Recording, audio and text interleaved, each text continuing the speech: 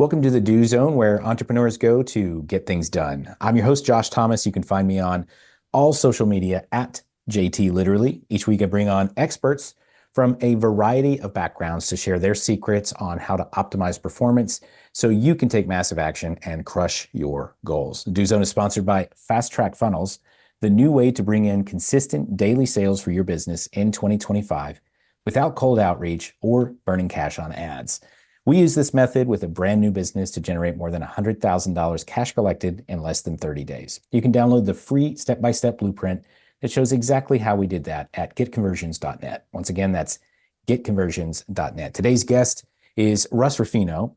He is the founder and CEO of Clients on Demand, helping coaches, consultants, thought leaders, and service pros attract the right clients at the right price anytime they want. Russ, welcome to the Do Zone. Tell us something you believe is the key to getting stuff done that most people wouldn't think of. So I think when it comes to productivity, most people think that it's all about getting more stuff done, right? Like you allow these things to just pile up on your to-do list. And then you go and you find a podcast like this one because you're like, oh God, like what do I do to get this stuff off my to-do list? Like it's totally crowded and buried. What I've found is that there's really two kinds of tasks that are the things that are the must do's, and everything else, for the most part, can be either eliminated or delegated or just like reduced dramatically, right? So the first kind is anything that sharpens the saw, right? You need activities that increase your capacity, whether that's working out or meditating. I like to do sauna, cold plunge, I meditate, I do gratitude, that kind of thing, because those are the things that recharge you, right? And most successful entrepreneurs have some form where they've kind of carved out the time for that, right? It's really the second thing that I think most people kind of go astray on. And that's those big, scary moves that can really move the ball forward. And they're so scary and they're so terrifying that we procrastinate on them and we just allow other little nonsense to fill our to-do list. And then we get those irrelevant things done. And we feel like we had such a productive day. Like, oh, dude, I cleaned my room today. I reorganized my sock drawer. Oh, man, I deleted a bunch of emails. Like, Get oh, out of my dude, head, Russ. right? Super productive Stop day. spying on me. Right. But it's like there's always rattling around in the back of your head a few really simple things you could do that could be an absolute game changer for your business, right? So that could be rolling out a high ticket offer, which is what we teach our clients to do, building a funnel to sell that high ticket offer. It could be running a webinar to your list where you're pitching them something for $5,000, $8,000, $10,000. Like those are those big kind of terrifying things that can really move the ball forward. And what most of those things have in common is the possibility of rejection. And that's why we put them off. We don't want to hear people say no. We don't want to hear people say you suck. We don't want to hear people say, oh, this is too much money.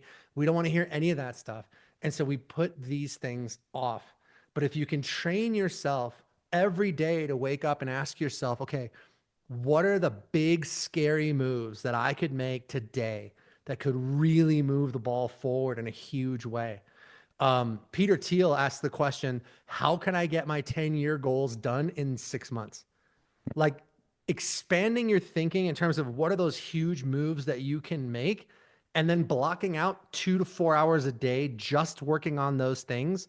That's really the secret and the key to productivity. And it's the thing that everyone is too afraid to do. So we just spend time rearranging our to-do list and we don't really move the ball forward. So here's something interesting about what you just said, and I'm glad you answered it because that was going to be my follow-up question. Is like, well, why do you think people don't make these big scary moves? It's because they gotta guard the bag. It's conservation of resources. Like, well, what if it failed? Then I'm going to lose this stuff. And then the idea here is, well, if we can break it down into, I want to take this action now, I'm minimizing my risk in that situation. If I'm taking a step towards that big scary thing, but it's a manageable step, then I got a lesser chance of losing my bag. Mm-hmm. Right. So the key to dealing with that is to ask yourself, what is the worst case scenario? And to really define what that is. Because most of the time when we're experiencing fear, that fear is kind of nebulous. Like, oh God, I want to do a webinar, but I'm scared. Oh God, I want to make this 10K offer on my list, but I'm scared. Right. Yeah. the key to doing it is to say, okay, fine. Well, what is the worst case scenario? Like literally, what is the worst thing that could possibly happen if I did this? And most of the time, it's not that bad. And if it did happen, then you can ask yourself this, well, okay, fine. If that terrible thing did happen, what could I do to get things back under control, even if kind of just temporarily, right? So a million years ago, when I was bartending and I was thinking about quitting my bartending job to start my online business, right? I thought to myself, okay, what is the worst case scenario? Because I was so terrified to do it, Josh. And I thought, but I sat down, I gamed it out. All right, look, let's say I quit my bartending job, I go to start this online business, it crashes and burns. Then what? Well, I wouldn't have any money coming in. I probably wouldn't be able to pay my rent. Okay, fine. And then what? What could I do to get things back on track? Well, I could probably take out some credit cards because my credit's good and I could probably live off credit cards for a minute. Maybe I could borrow some money from family or friends. And ultimately, I could probably just go get another bartending job. And maybe that would take a couple months, but I would be right back where I was right now. Yeah. And when I looked at it from that perspective, I was like, oh man, that's not that bad. So if that's the worst case scenario, then you flip the script. What's the best case scenario? Well, the best case scenario is this changes the course of the rest of my life. Now, look, back then, I couldn't even imagine that I would have what I have today, where we've done $100 million in revenue. That back then, my goal was to make like $100 a day without having to Yeah. bartend because I was like, oh, Right. dude, if I can make $100 a day, I'd be so rich. You know what Yeah. I mean? But yeah, dude, once you game it out, you realize that the worst case scenario is not that bad. I'll give you like another great example of this. A lot of people don't know this story, but back in the 70s, Steven Spielberg snuck onto the lot at Universal Studios and he found an empty office and he just set up shop. He put his name outside the door and just pretended like he was supposed to be there. And nobody noticed. And when people came by, he was like, oh, yeah, I'm Steven. I'm a new development guy, blah, blah, blah, blah, blah. And literally just started making all these connections and hanging out with people, right? Now that seems like an insane move, but if you think about it, what's the worst case scenario? They find him, they kick him out. Yeah. So what? That's Right? right. But now he's Steven Spielberg. And would Yeah. he be Steven Spielberg if that hadn't happened? I don't think so, because the connections that he made at that studio allowed him to screen the first little movie that he made, and then that led to all these other projects with the connections that he made by doing that. But think about like the balls that it took to do that. That's what I mean when I say those big, scary moves where you're putting it all on the line. But the thing is that fear is an illusion because once you game out what is the actual worst case scenario, 9 times out of 10, it's usually not that bad. And there's probably a million things you could do to get things back on track, even if the worst case scenario happened. First of all, that's 100% correct. And what it brings up for me is a couple of thoughts. One thing that I like to talk about when it comes to fear is fear will have you withdraw. I gotta protect the bag. I gotta find a defensive position. But eventually, if you keep following that path, you're gonna hit the wall, and then there's nowhere else to go. And now you're out. Now you have no room. But Mm-hmm. if you swing the bat, you might hit something. But maybe you miss and you whiff and you expended some energy and you fail or whatever. But you're not getting out of that cave unless you start swinging.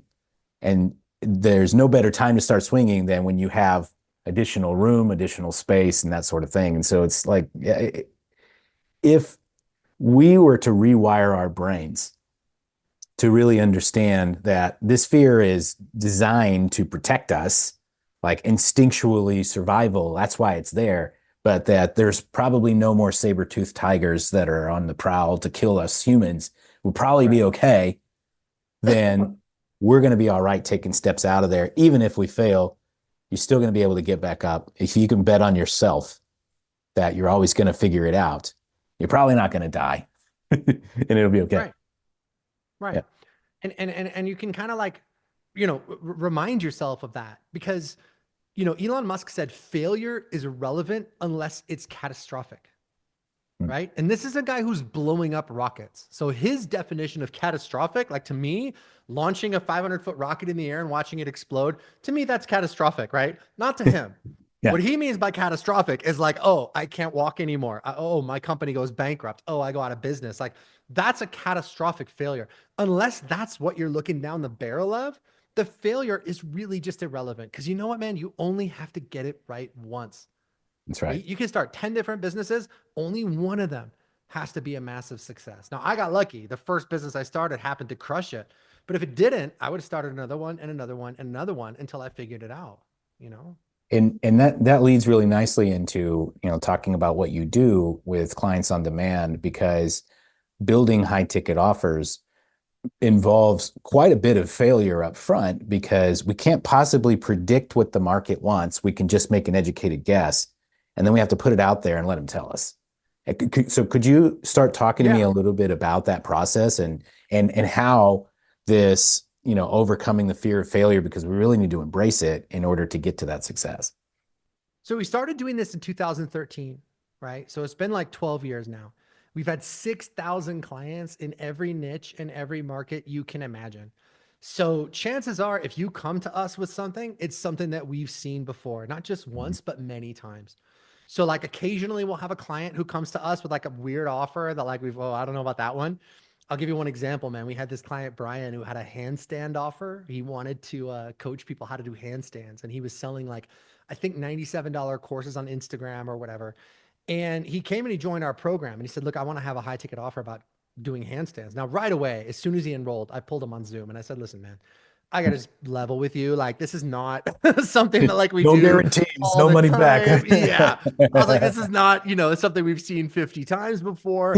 I honestly don't know if this is going to work or if it's not. So most of the time when people come to us, it's like we've had 4 or 5 other clients that are in a very similar market. So it's like we can say with a lot of confidence, like, hey, this is going to work. Yeah. But with him, I was like, dude, we never had somebody do a $7,000 or $8,000 handstand coaching program before.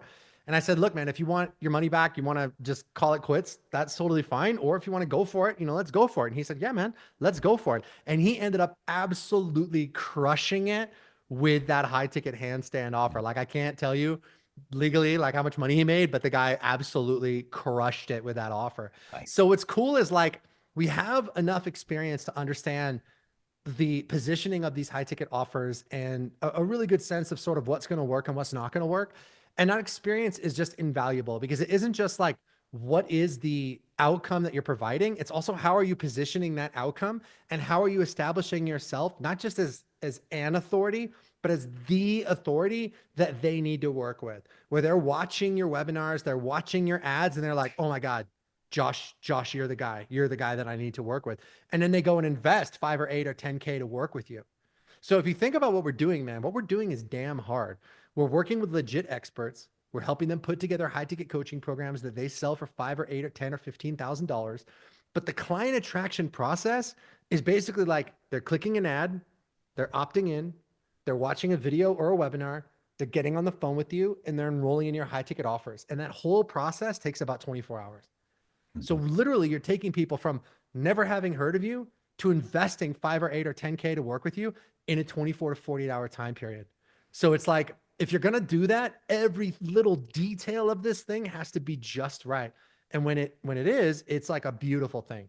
So a big part of the work that we have to do though, just to go back to your point, is helping people get past their fear. Because what if you say, hey man, yeah, that'll be $5,000 and they say no? What if you run your Facebook ads and someone, I don't know, leaves a snarky comment on your Facebook ads? Or what if someone joins your program and then they turn around and they want a refund? If you're going to be a business owner, I'll tell you right now, there's a 100% chance that all of those things are going to happen. Yeah. 100%. Yeah. But, if you can release the meaning you're attaching to those things and the fear that you have around it, then you can begin to build an amazing business. Yeah. And it's all about that balance of reducing risk, but you're never going to eliminate it, because if you want to eliminate risk, go get a job as a bartender or whatever, and, live a nice, safe, comfortable, life in Having the cave. having having lived in that world though, I mean, I can tell you right now that it's far more of a risk to put your financial future in someone else's hands, That's right. right? Like when I was bartending, I mean, honestly, like I was not a good bartender. Okay. I, I was in LA. I wanted to be an actor. That was my dream. And when you want to be doing something else and you're doing this, you know what I mean? Like you're not going to do a good job. So I was a bartender for 10 years. Honestly, I was not a good bartender. I had a shitty attitude. Um, every day I went into work wondering, like, is this the day that I'm finally going to Yeah. be fired? Honestly. And I remember that when I did quit and I did start my online business, I felt this like surge of just power because now if I was going to fail, or if I was going to succeed, it was going to be because of me. It's That's not right. like I would go into work and, my boss would be having a bad day or like whatever. I mean, like, Mhm. dude, look at what's happening with Doge right now. Like, the most secure job you can get is a job working for the federal government. And all these people are getting fired now. Do you know what I That's right. mean? So it's like, it seems like starting a business is the risky thing to do, but at least you're not putting your fate in someone else's hands. It's Yeah. between you and the market. And if you're giving the market what it wants, you're going to do okay, Yeah. you know? Yeah. But otherwise, you have to go to work and maybe your boss is having a bad day that day. Or, maybe, you're some handsome dude or some beautiful woman and your boss has a crush on you.